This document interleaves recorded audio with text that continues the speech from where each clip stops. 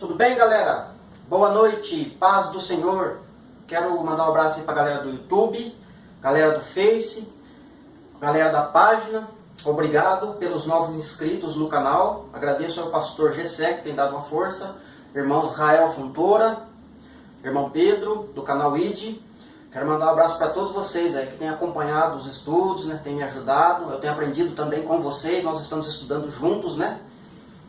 Mas eu quero fazer um vídeo agora, nesse momento, tratando da Guerra dos 6 Dias, né? É algo que eu li bastante documentários, assisti bastante vídeos sobre o assunto, né? Tem muita coisa, mas tem muita coisa, então a gente não tem certeza, né, das fontes, né? O que é verdadeiro e o que não é. Mas a gente tem a Bíblia como palavra, né? Como as profecias falam sobre Israel, então a gente tem noção de algumas coisas para poder falar, né? Mas é algo muito importante essa questão da Guerra dos 6 Dias, né? Tá ligado direto lá com o profeta Daniel, né? Alguns pontos. Tá ligado, principalmente capítulo 11 de Daniel, né? E tá ligado diretamente com o profeta Obadias, né?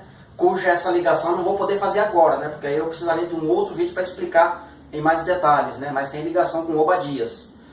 Que na verdade um dos líderes, né, na época que se levantou contra Israel no período da Guerra dos 6 Dias, né, é um líder que está ajudando a construção do prédio mais alto do mundo, lá na Arábia Saudita, né, na cidade de Riad, né.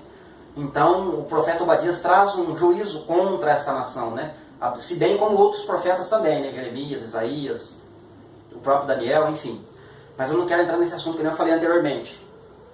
Mas para a gente compreender a história de Israel, tudo que é ligado a Israel, a Bíblia inteira fala, né? A Bíblia é a história do Deus de Israel, né? Então a gente não pode descartar em nenhum momento Israel da história da Bíblia, certo? Quando você faz separação do que é Israel e o que é a igreja, né? Você está descartando Israel. Você está considerando que Deus ou Jesus é um prostituto cujo tem duas noivas, né? 2 povos na terra, né? Então esse pensamento não tem como. Eu não vejo desta forma, né? Israel e igreja, entende? Interfere no assunto de escatologia, mas não dá para fazer separação, entende? Deus só tem um povo na face da terra, né? Sempre trabalhou com um povo, né? Então eu quero começar falando de José. José, que é um dos filhos de Jacó, certo? José está governando no Egito. Percebe, eu quero falar um pouquinho do perfil de José. José é um homem de um perfil esse perfil não tem erros, né? Paulo cometeu erros, né? Davi cometeu erros, né? Abraão errou, Jacó errou, Pedro errou, enfim, todos da Bíblia, né, cometeram erros em um determinado momento na sua vida. Agora José não teve erros, né? Teve um homem que sofreu, né? Foi caluniado, foi preso, né? Enfim, aconteceu diversas coisas com ele e ele sofreu tudo calado, sem murmurar e sem reclamar, porque José é figura de Cristo.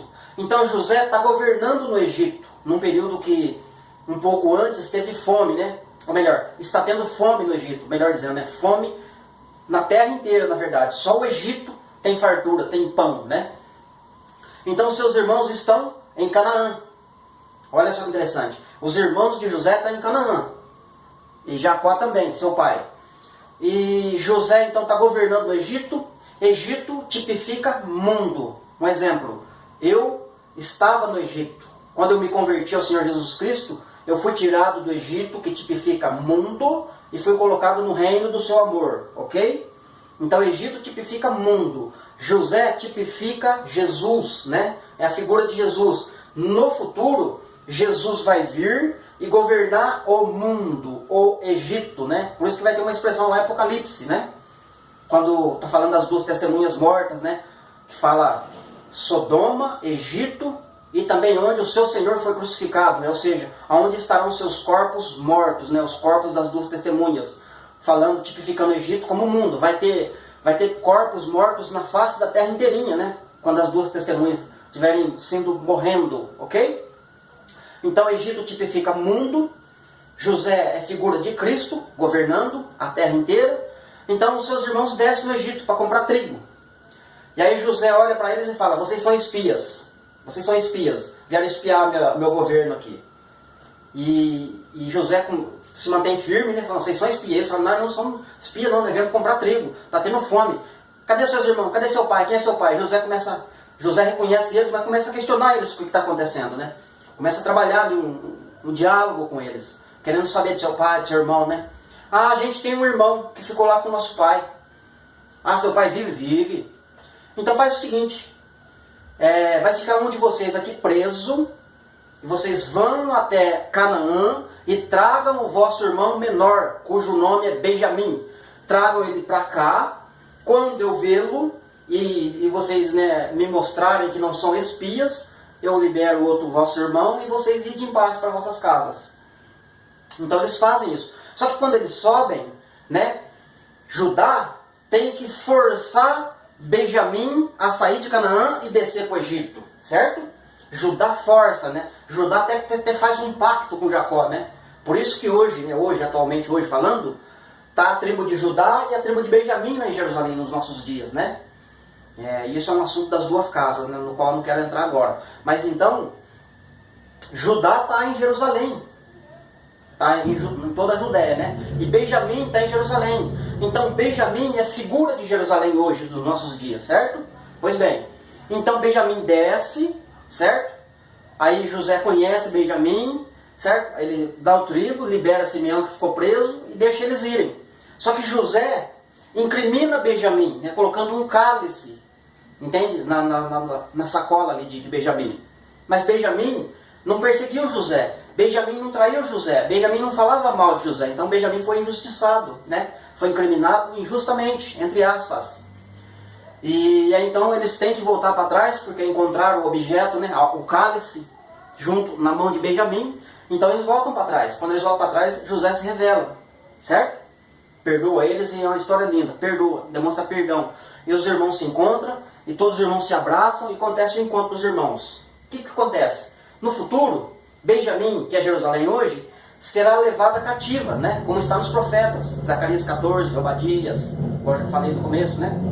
E outros profetas. Tem um cativeiro profetizado para o futuro.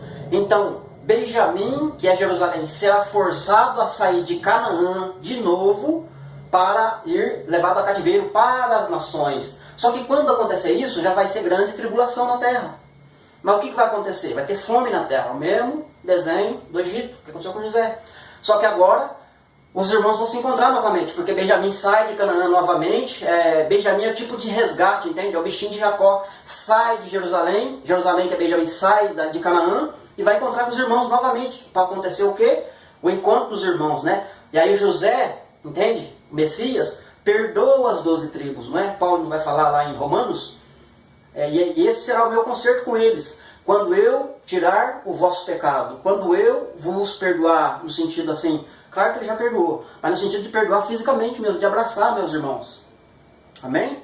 Então esse é um desenho que envolve Israel todinho, entende? Então, para acontecer tudo isso que eu falei, não tem como num determinado momento eu tirar Israel da história, certo?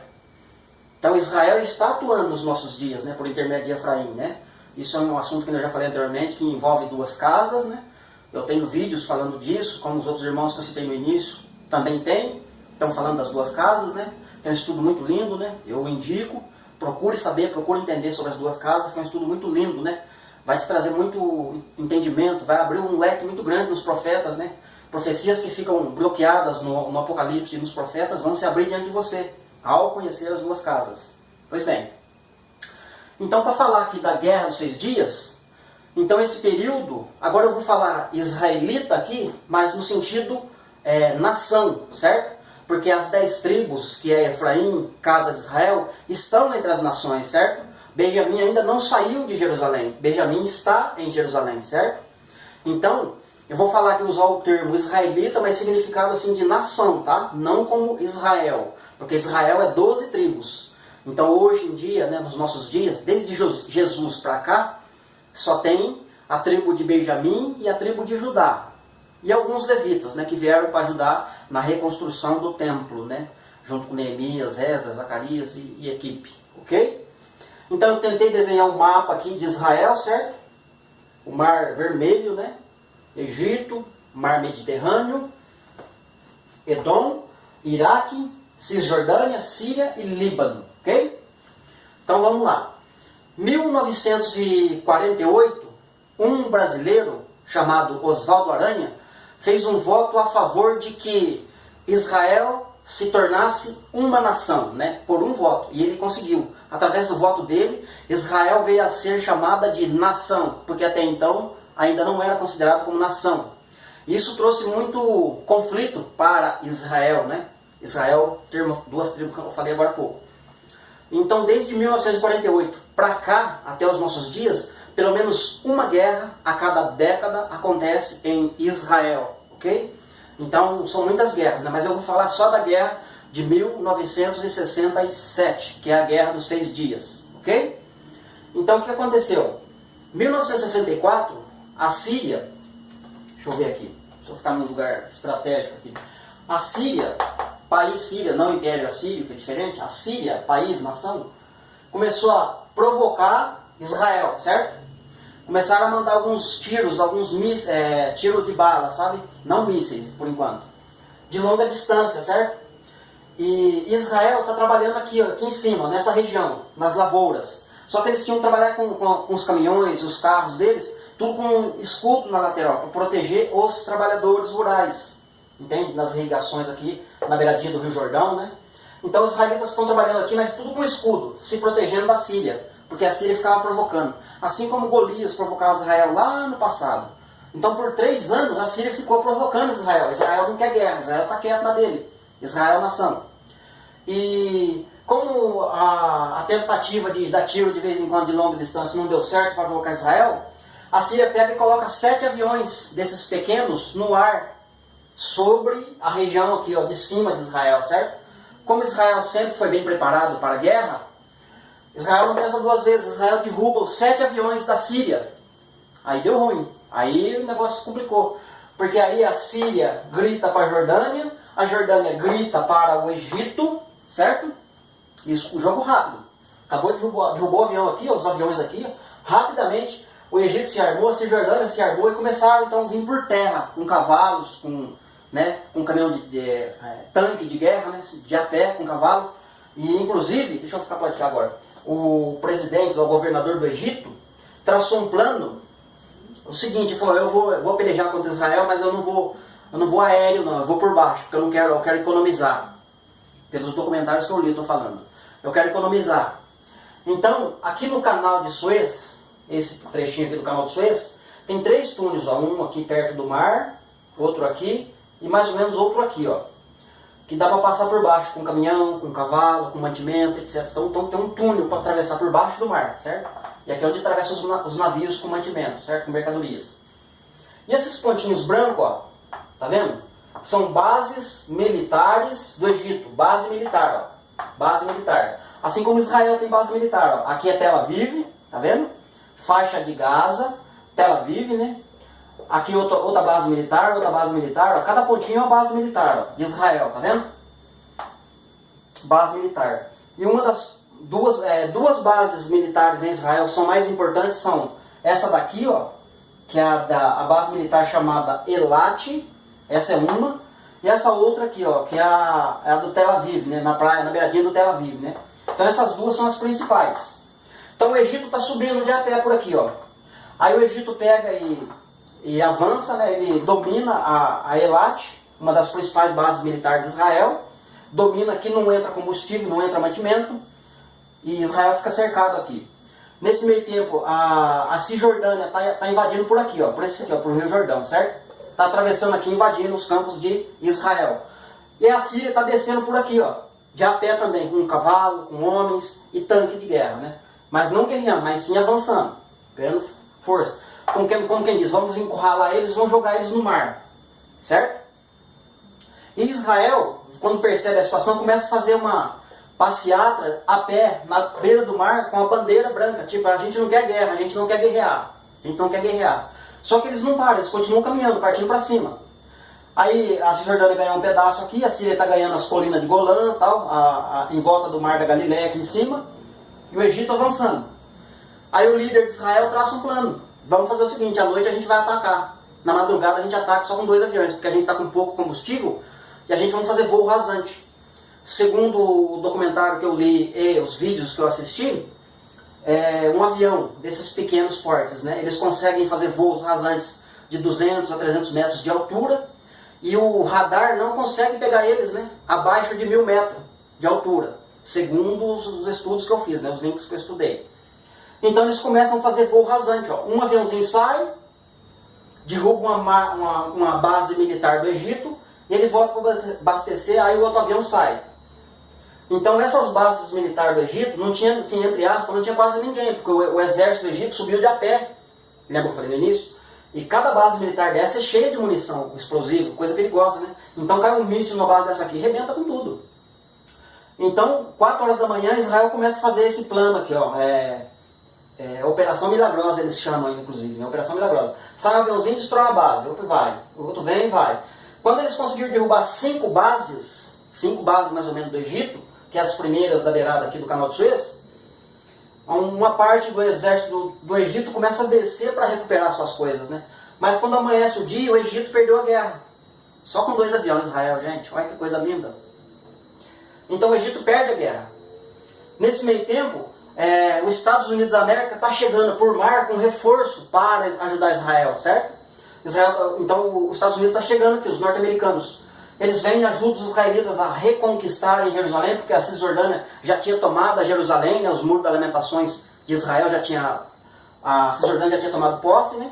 Então os Estados Unidos ajudam Israel a reconquistar Jerusalém e Muro das Lamentações, mas ainda tem esse trecho aqui em cima, ó. Isso já foi uns 2 ou 3 dias de guerra.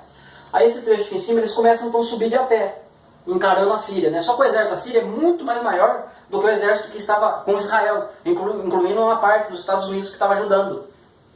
Então eles estão subindo. Mas segundo os historiadores, lá, os vídeos que eu assisti e os materiais que eu li, um tanque de guerra de Israel contra 10 da Síria, né? Da nação síria. Então ainda mesmo é muito pouco.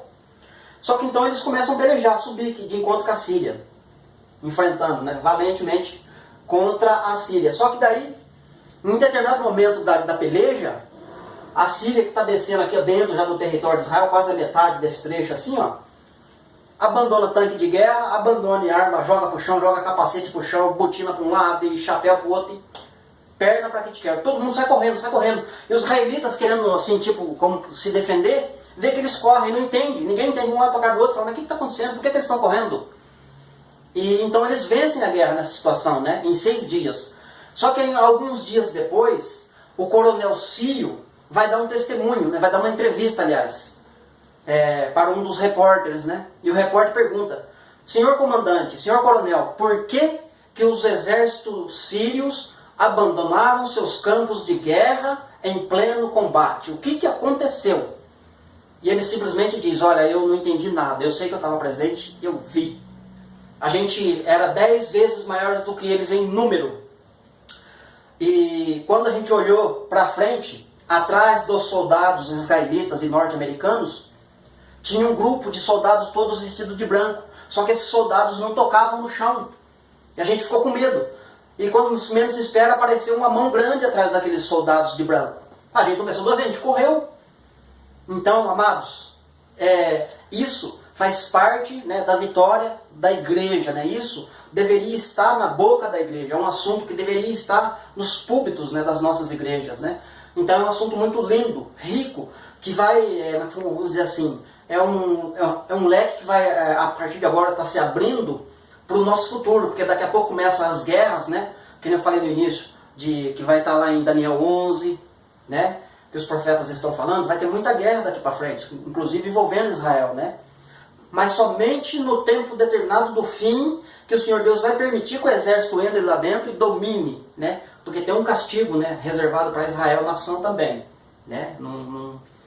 A gente sabe disso, né? A gente tem entendimento disso. Então, mas somente no tempo determinado Deus vai permitir isso. Mas isso está pertinho de acontecer, né? Então é importante a gente acompanhar essa história, esses acontecimentos, né, que fazem parte, né, do contexto histórico de Israel, povo de Deus, né? Porque é que eu falei no início, né?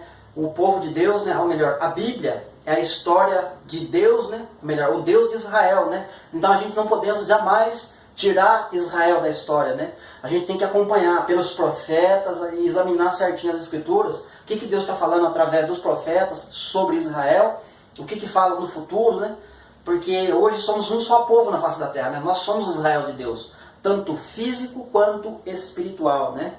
Amém? Então eu espero que essa mensagem tenha te abençoado, que esse vídeo te abençoe, né? Se inscreva no canal, compartilhe o vídeo, né? Que Deus abençoe a sua vida e até o próximo vídeo em nome de Jesus.